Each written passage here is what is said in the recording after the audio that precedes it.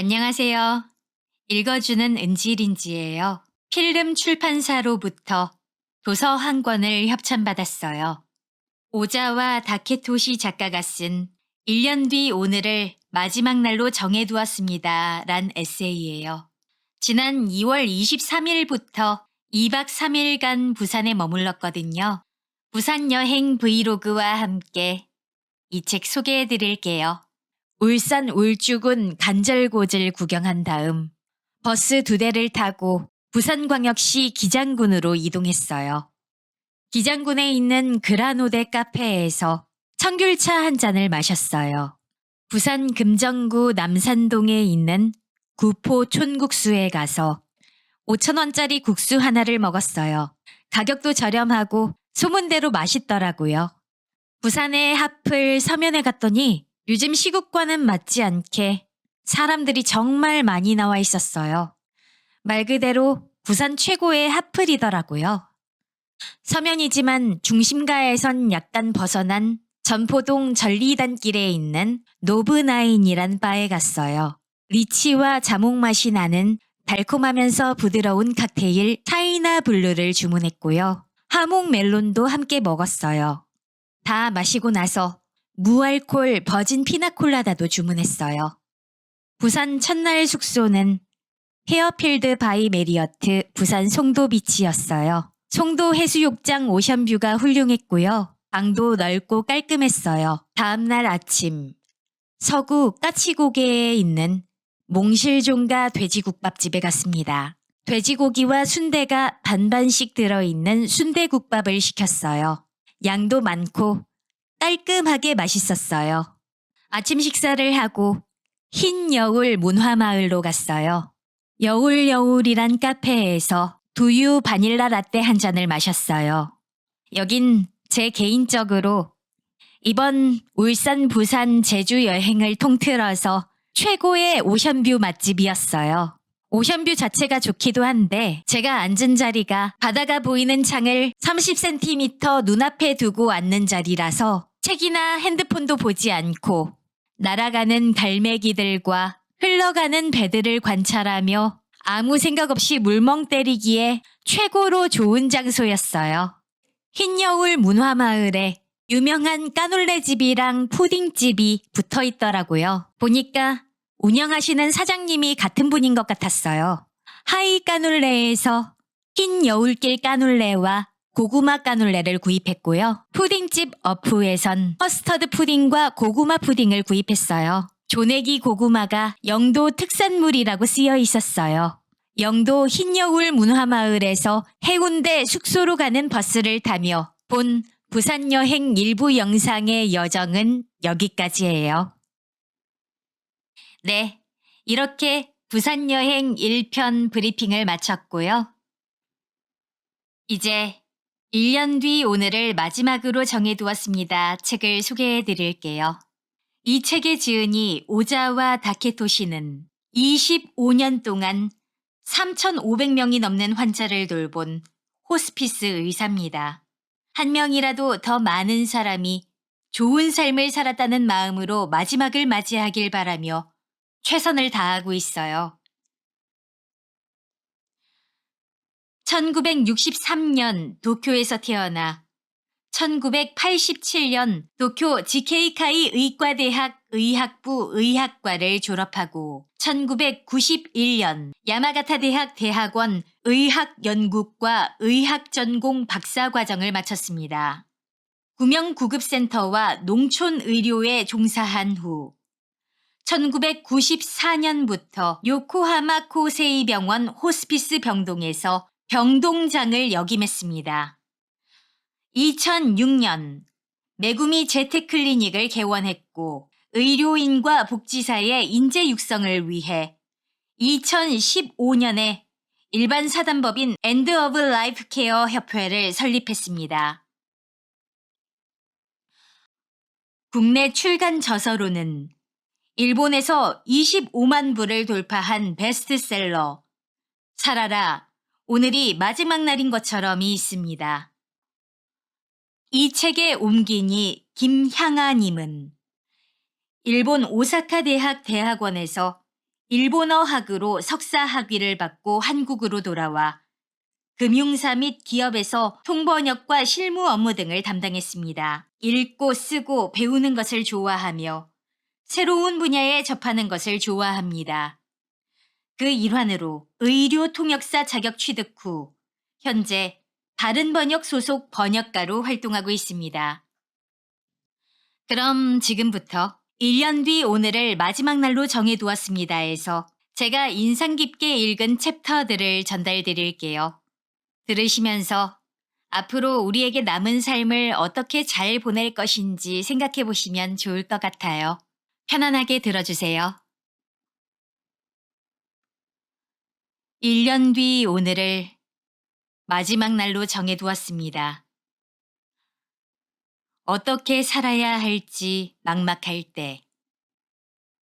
오자와 다케토시 지음, 김향아 옮김. 지금 후회하는 일이 있나요? 자신의 인생과 과거에 내린 결정을 돌아보며 만약 다른 길을 선택했다면 인생이 바뀌지 않았을까 하고 상상하거나 그때 내린 결정이 정말 옳은 일인지 고민하기도 합니다. 후회란 감정은 이토록 복잡한 법입니다.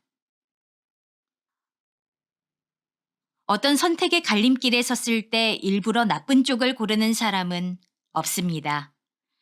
대부분 항상 더 좋다고 생각하는 쪽을 고를 테지요. 또 후회한다고 해서 현실이 바뀌는 것도 아니고 애초에 머릿속에서 마음대로 만약 다른 길을 갔으면 어떻게 되었을까 하고 상상한 미래와 현실을 비교하는 자체가 어불성설입니다. 그래도 우리는 종종 후회에 사로잡히죠. A와 B란 선택지에서 A를 골랐을 땐 A의 단점과 B의 장점이 눈에 띄고 B를 골랐을 땐 A의 장점과 B의 단점이 보입니다. 앞으로 1년밖에 남지 않았다고 했을 때 지금까지 살아온 인생을 돌아보고 많은 후회가 한꺼번에 밀려오는 사람도 있겠죠. 실제로 환자들 중에도 죽음을 앞두고 그때 다른 길을 갔으면 좋았을 텐데 라거나 그때 싸움 같은 건 하지 말걸 하고 후회하는 사람이 적지 않습니다. 이런 후회란 감정과 우리는 어떻게 공존해야 할까요? 우선 한 가지 말씀드릴 수 있는 사실은 후회는 당연하다라는 것입니다.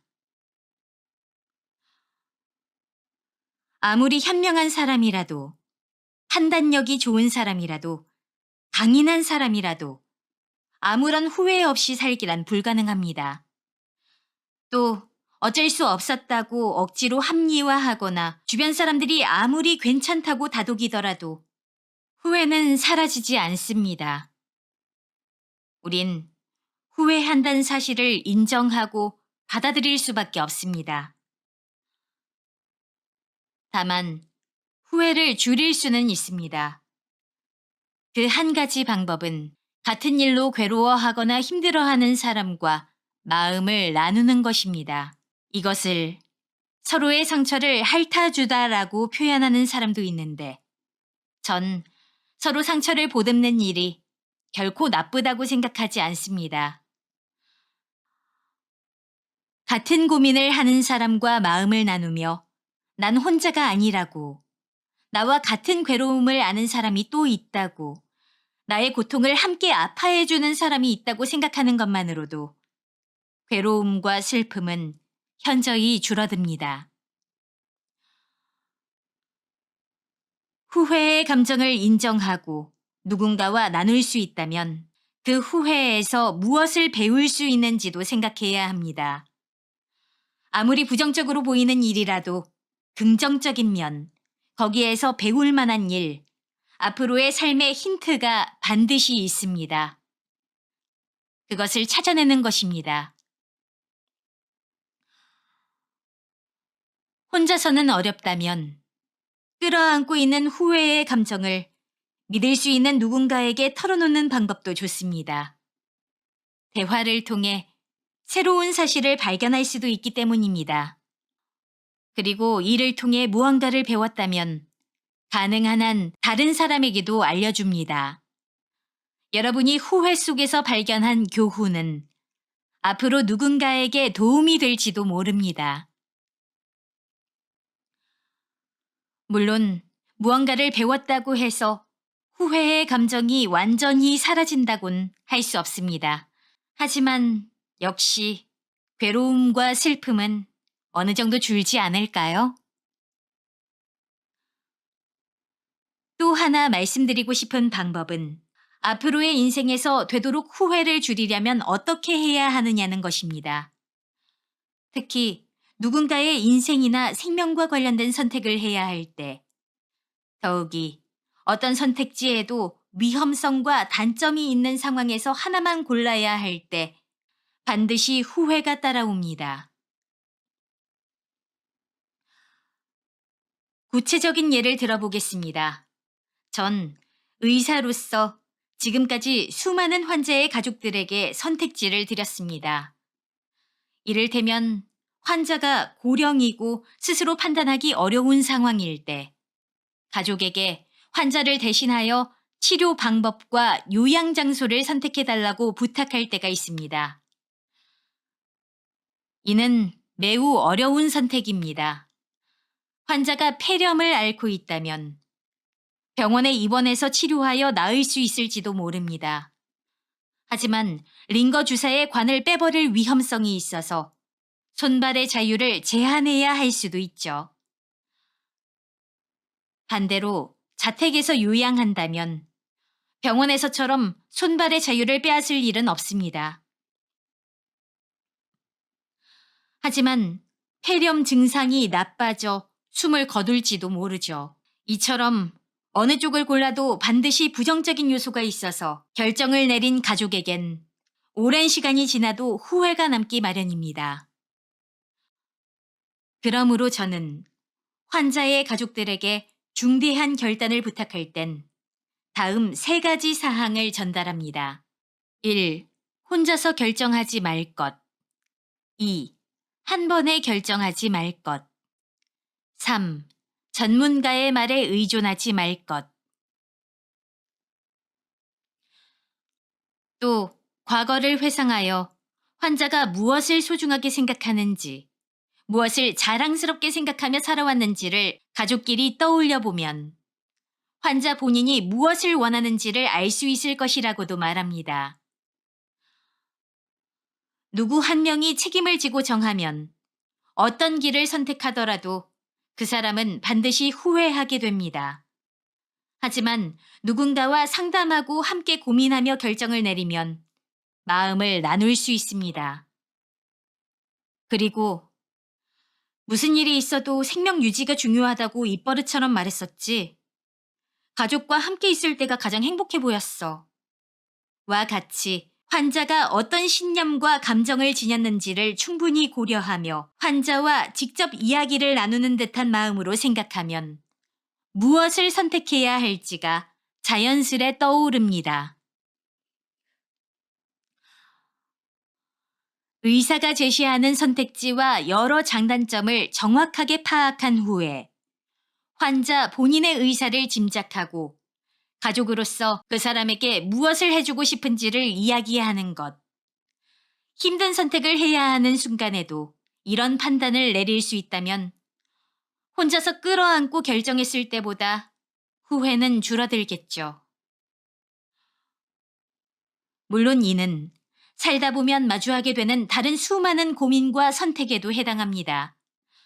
고민이 있거나 판단이 어려울 때는 가능한 한 혼자서 떠안지 말고 마음을 터놓을 수 있는 사람과 의논하고 이야기를 나누며 결정합니다. 만약 지금 주변에 상의할 수 있는 사람이 없다면 이미 세상을 떠난 사람과 의논하는 방법도 있습니다. 실제로 저는 힘든 일이 있을 때 종종 20년도 더 전에 신장암으로 돌아가신 아버지와 의논합니다. 만약 아버지라면 이럴 때 어떻게 했을까? 만약 아버지가 살아계셨더라면 내 고민에 어떤 답을 주셨을까 하고 말입니다. 이렇게 하면 난 혼자가 아니라고 느낄 수 있고 마음의 부담은 가벼워지며 생각지도 못한 답을 얻을 수도 있습니다. 살아있는 사람이건 세상을 떠난 사람이건 혹은 신이나 자연이라도 상관없습니다. 여러분도 힘들 때 마음을 나눌 상대를 꼭 찾아보세요.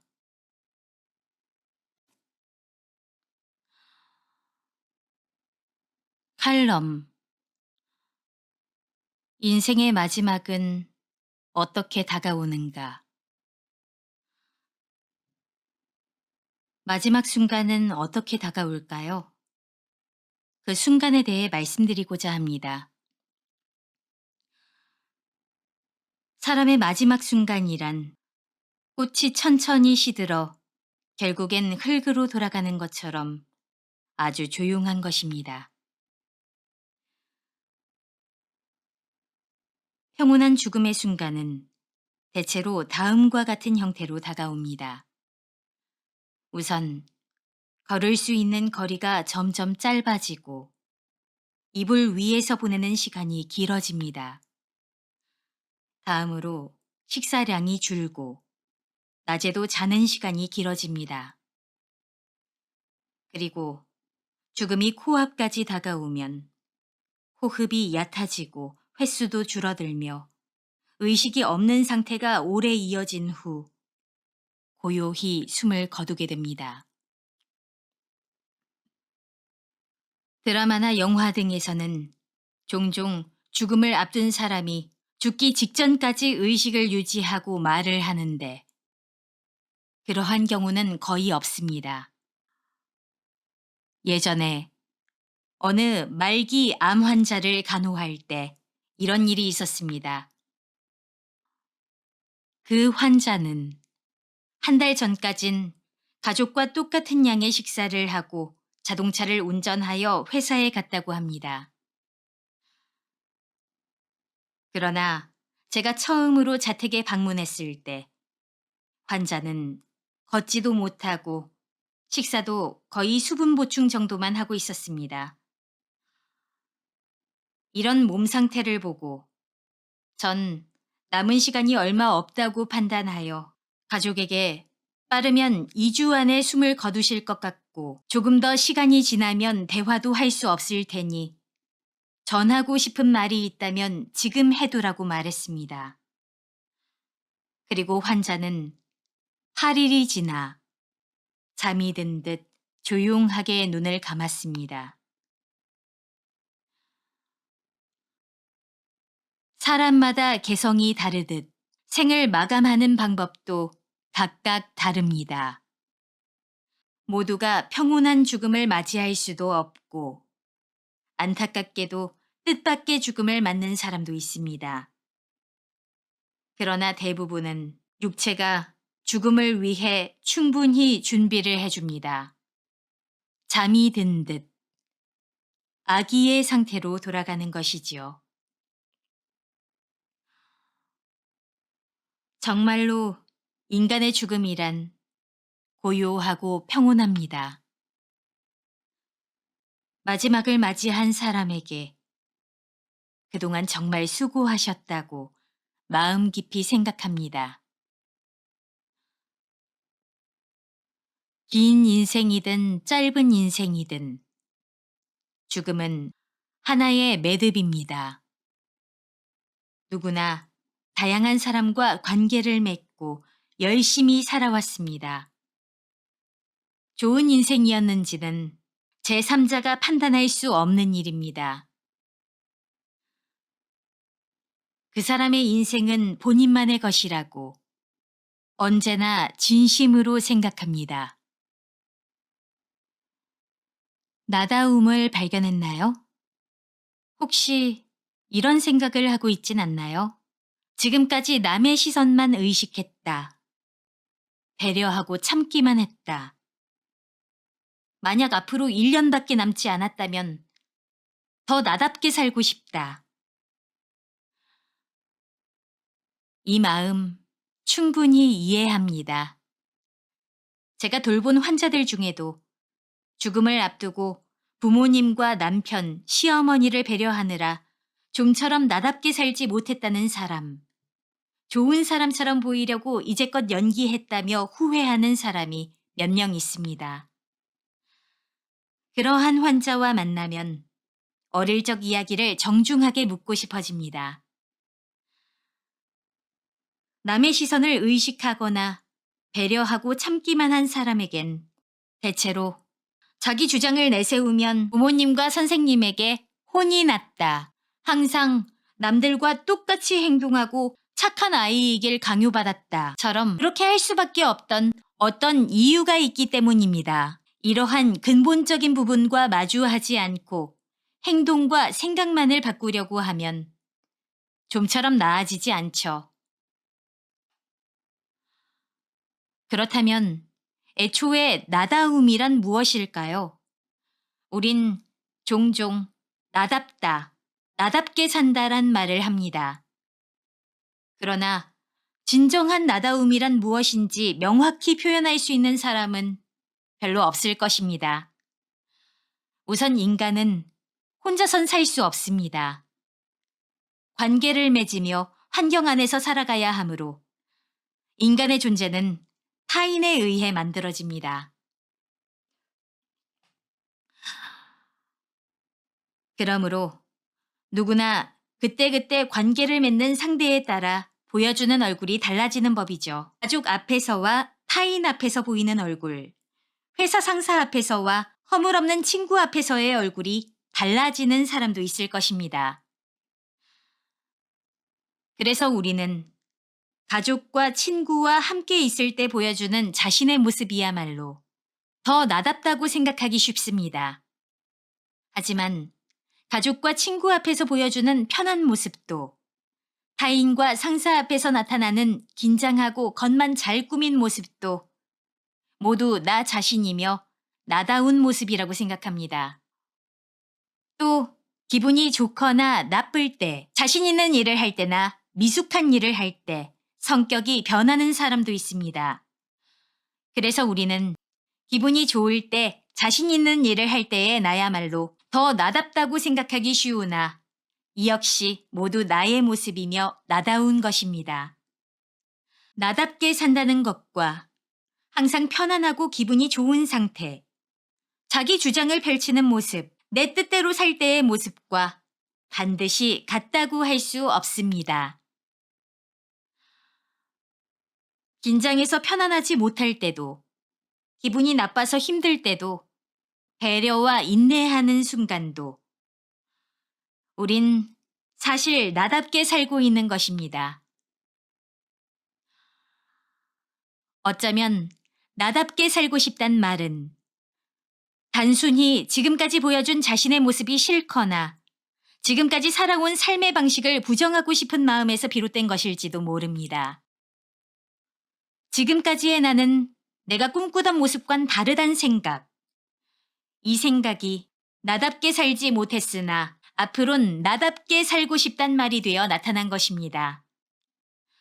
마음은 충분히 이해하지만 그 마음을 잠시 제쳐두고 보면 열심히 살아온 지금까지의 자신이 조금 가여운 마음도 듭니다. 또 책임감이 강한 사람이 남에게 일을 맡기는 것이 어려운 일이듯 남의 시선을 의식하는 사람, 무심코 배려하거나 참기만 하는 사람, 좋은 사람이어야 한다고 생각하며 살아온 사람에게 남의 시선을 의식하지 않는다거나 배려심과 인내심이 없다거나 더 이상 좋은 사람이 아니라는 것은 반대로 큰 괴로움이 될 수 있습니다. 그러므로 억지로 바꾸려 하기보다 어느 정도 범위 안에서라면 남의 시선을 의식하는 나도, 배려하고 참기만 하는 나도, 좋은 사람을 연기하는 나도 모두 나답다고 여기고 받아들이는 건 어떨까요? 다만 모든 일엔 균형이 중요합니다. 지나치게 남의 눈을 의식한 나머지 정신적으로 피곤해지고 배려하고 참기만 해서 자신이 하고 싶은 일을 완전히 억누르게 되는 상태는 절대 건강하지 않습니다. 만약 여러분이 그러한 상태에 빠져 있고 조금만 더 편하게 살고 싶다고 생각한다면 갑자기 삶의 방식을 바꾸는 것이 아니라 일상 속에서 소소하게 선택하는 방법을 바꾸어 조금씩 나를 위한 시간을 늘려가는 것도 좋습니다. 우린 매일 아침으로 무엇을 먹을지, 어떤 전철을 탈지처럼 작은 일부터 어디에 취직하고 싶은지, 누구와 결혼할지와 같은 큰 문제까지 다양한 선택을 반복하며 살고 있습니다. 그 선택의 집합체가 나다움이고 자신의 인생이라고 할 수 있습니다. 먼저 혼자 식사할 때 무엇을 먹는지, 혼자만의 시간에 무엇을 할지, 어떤 책을 읽을지 등 다른 사람이 끼어들지 않는 일에 대해 되도록 지금 내가 무엇을 하고 싶은지에 집중해서 선택해 봅시다. 지금 내가 무엇을 하고 싶은지를 의식하여 행동을 선택하는 것. 이 방법을 반복하다 보면 무엇을 원하는지가 명확해지며 나의 욕구를 충분히 채우게 되고 나를 위한 시간을 늘리는 일이 즐거워집니다. 한번 자신을 해방하는 기쁨을 알고 의식이 변하면 아마 가족과 친구, 직장 동료에게도 자신의 의사를 잘 전달할 수 있을 것입니다. 나오며 앞으로 1년 후 인생이 끝난다면 하고 가정해보는 일은 자신에게 진정으로 소중한 것을 깨달음으로써 괴로움이나 어려움과 마주하는 힘, 서로 지지하고 도와주는 힘, 힘든 사람을 웃게 만드는 기술을 키우는 일과도 일맥상통합니다. 이 책이 여러분의 그리고 국가의 세계의 미래를 비추는 작은 빛이 되기를 진심으로 바랍니다. 오자와 다케토시. 1년 뒤 오늘을 마지막 날로 정해두었습니다 해서 제게 인상 깊었던 챕터들을 읽어드렸어요. 부산을 여행하던 중에 필름 출판사로부터 협찬 제안 메일을 받고 3월 3일경에 택배로 이 책을 받아보았는데요. 타이밍이 참 절묘한 것 같아요. 지난 3.1절 날 7년 동안 저에게 수학을 가르쳐준 과외 선생님이었던 오촌 이모를 하늘로 보냈거든요. 이모가 2, 3년 동안 투병을 해왔는데요. 그녀를 아는 다른 사람들에게도 그랬겠지만 이별이 너무나 갑작스러웠어요. 그분을 떠올리며 이 책을 읽었습니다. 그분이 떠나고 나서 지난 1월 그분의 생일날 연락을 했어야 했는데 연락을 하지 않았던 걸 후회하고 있었고요. 최선을 다해 병간호한 그분의 가까운 가족들도 하고 싶은 대로 하게 둘 걸 후회한다는 얘기를 들었어요. 소중한 사람이 예상치 못하게 떠나간 이상 지인이었던 우리에게 있어 후회는 당연한 거예요. 이미 모두 지나간 일이고요. 저를 비롯해서 여러분들도 고민과 괴로움을 혼자 떠안지 말고 소중한 사람과 함께 해주고 의견을 나누면서 주변 사람들과 마음을 나누고 마음의 부담과 짐을 덜어보도록 하자고요. 지난달 일주일간 여행을 하던 중 제주도에서 버스를 탈 때였나 비행기를 탈 때였나 문득 혼자서 이런 생각을 했어요. 오래오래 건강하고 행복하게 사는 게 우리 모두의 꿈이지만 미래의 내가 원하는 대로 건강하게 천수를 누리고 살다 갈지 아니면 예상치 못한 질병이나 사고를 만나서 의도치 않게 생각보다 빨리 세상을 떠나게 될 수도 있는 거잖아요. 버스인가 비행기를 타면서 언제 떠날지 모르는 세상이지만 그만큼 후회를 덜 남기기 위해서 매 순간 최선을 다해 신나고 즐겁게 살자고 다짐했어요. 오롯이 저 혼자 결정해서 가고 싶은 곳을 가고 먹고 싶은 걸 먹으면서 지금 내가 무엇을 하고 싶은지 의식하다 보니 자연스레 떠올랐던 생각인 것 같아요. 제가 생각해도 얼마 전까지의 제가 남의 눈치를 많이 보는 편이라고 생각했는데요. 혼자 여행하면서 제 자신을 해방하고 내 욕구대로 살다 보니 주저하거나 눈치 보는 일이 줄어든 것 같아요.